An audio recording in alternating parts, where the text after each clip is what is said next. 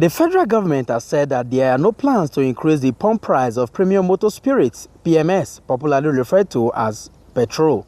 Speaking against the backdrop of the current scarcity being faced in some cities in Nigeria, Minister of Information and Culture Alhaji Lai Mohammed, while briefing state house correspondents after the weekly Federal Executive Council meeting, said all hands are on deck to make sure that the scarcity does not pass this weekend. The government has no intention at all to increase, the pump price of PMS.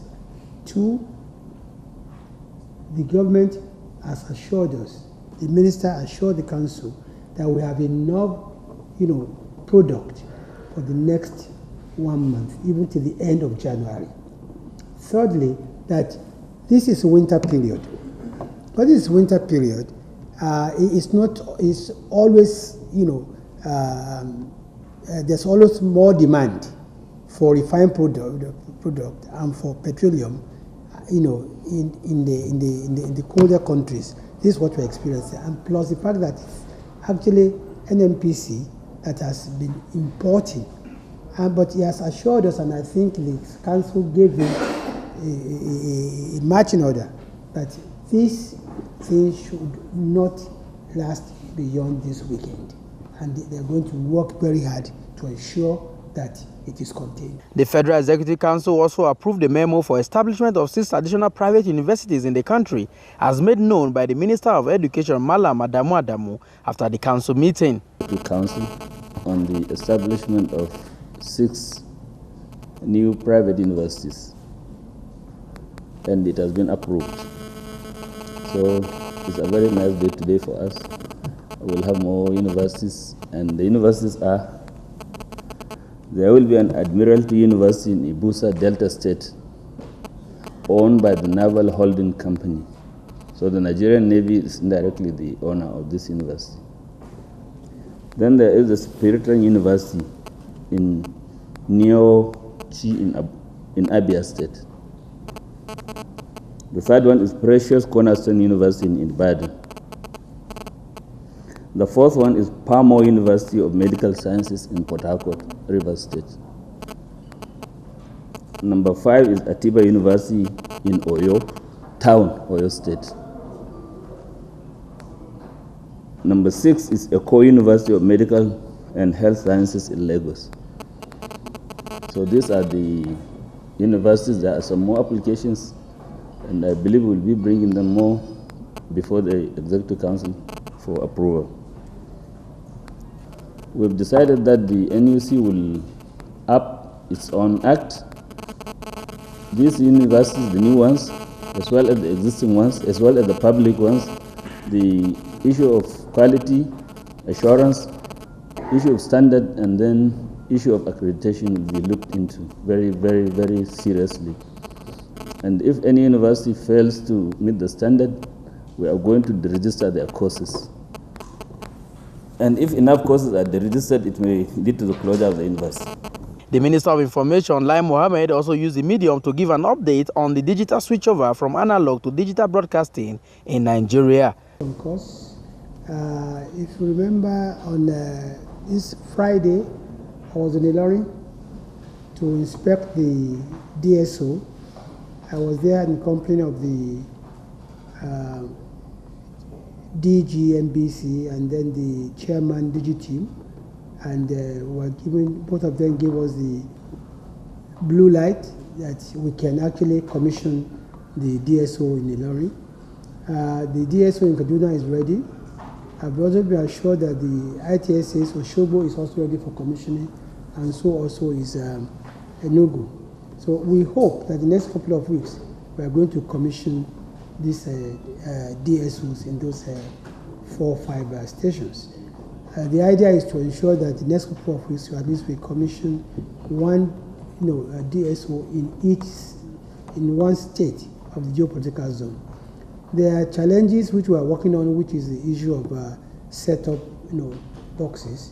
I think we made it clear several times that the government is not in a position to subsidize 40 million, boxes. So we are looking at bringing down the cost of the boxes, and at the same time not lowering the quality of those boxes, And I think the set of manufacturers, I must say that they are working very hard to bring this in from $40 to about $20. We're also, working with the state governors and the local government chairmen to see how we can collaborate. They can buy more boxes while we use our technology to ensure, efficient payment of TV licenses. This week's Federal Executive Council meeting was presided over by Vice President Yemi Osinbajo. From the ASO Presidential Villa, Abuja, I am Festus Ejirog Nefifen for Ben Television.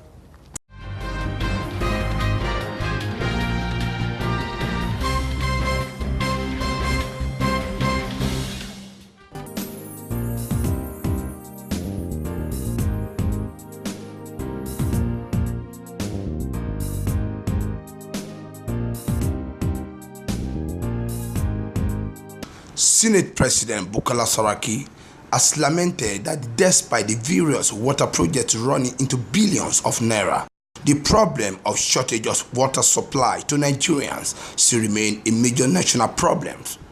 Senator Saraki raised this concern at the opening of a two-day public hearing by the Senate Committee on Water Resources at National Assembly Complex in Abuja. While declaring the public hearing open, the President of the Senate, represented by Chief Whip of the Nigerian Senate, Senator Olushola Adeyeye, said the huge investment in the water sector, particularly at the state level, still falls short as sector is majorly private sector driven.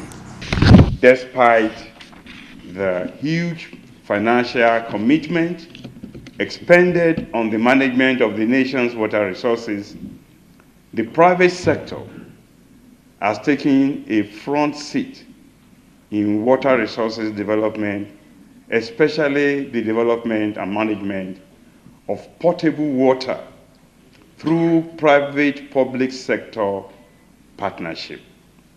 In year 2012, the World Health Organization and the United Nations Children's Fund ranked Nigeria third behind China and India as countries with the largest population without adequate water supply and sanitation coverage. Saraki says the main objective of the Water Resources Bill is, among other things, to ensure that issues relating to the allocation and use of water resources are identified and effectively managed. The bill provides for the establishment of Nigeria Water Resources Regulatory Commission with the mandate of developing standards, water allocation, pricing, and providing technical guidance to the water sector. The Water Resources Bill seeks to harmonize and consolidate the several disparate legislations that regulate and govern the water sector, thus making its legal framework friendlier. Senate President said the River Basin Development Authority Act Amendment Bill will see to the unbundling of the existing Anambra Imo River Basin Development Authority into two, and Imo River Basin Development Authority catering for Imo and Asaba State, while Anambra's River Basin Development Authority covering Anambra, Enugu, and Ebonyi State. Earlier, the chairman of the Committee on Water Resources, Senator Mohammed Shitu, said the main objective of the Water Resources Establishment Bill is to ensure adequate water supply to Nigerians. The bill seeks to ensure the national water resources are protected, used, developed, conserved, managed, and controlled in ways which takes into account the student's right of access to clean water and sanitation, meeting the basic human needs of the present and future generation, promoting equitable and affordable access to water, and reducing poverty. Sponsors of the bill are Deputy Senate President Ike Keremadu and Ahmed Lawa, the leader of the Senate. From Abuja, Moyo Abamdele reporting.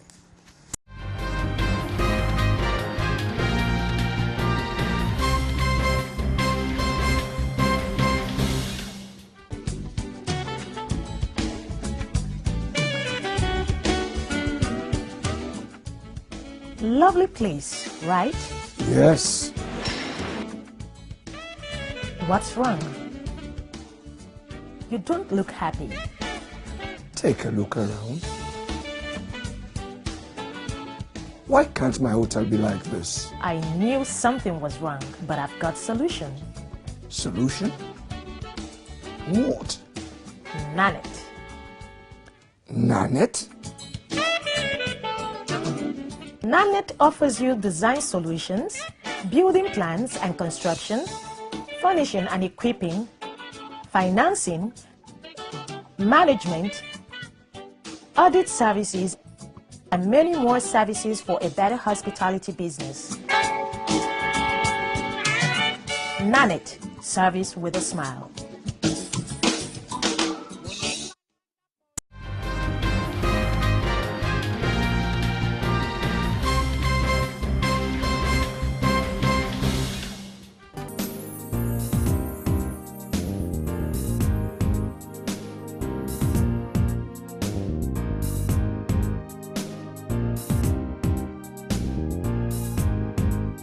The People Democratic Party has said former Vice President Atiku Abubakar will not vote at its December 9th National Convention, which held at Eagle Square, Abuja. It says this because of the provision of the party constitution that deal with a new entrance into the party. However, the party said Atiku will be allowed to speak to the delegate at the convention. The publicity secretary of the National Caretaker Committee of the party, Dayo Adeyeye, who spoke with journalists at the press briefing in Abuja, said the party constitution should be used as a guide. He said the party was happy with Atiku coming back to PDP. He explained that Atiku was one of the founding fathers who built the party.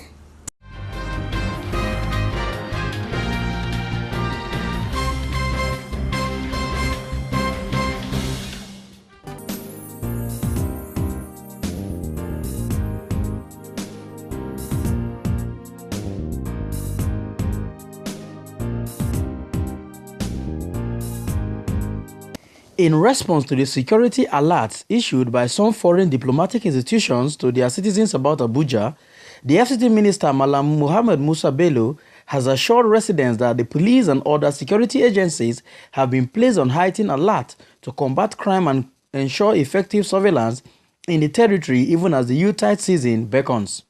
The Federal Capital Territory Security Committee in its emergency security review session in Abuja appealed to residents to take seriously the issues of security in their neighborhood, work and worship places. The outcome of the emergency session convened by the FCT Minister Mohammed Musa Bello against the backdrop of the security threats in the federal capital hinted that the police and other security outfits have stepped up patrol of reported flashpoints of crime as well as enhanced surveillance on supermarkets, malls, gardens, amongst others. The minister, represented in the meeting by the Permanent Secretary Mr. Chinyaka Oha, also reiterated that the ban on the use of fireworks in the territory is still in force.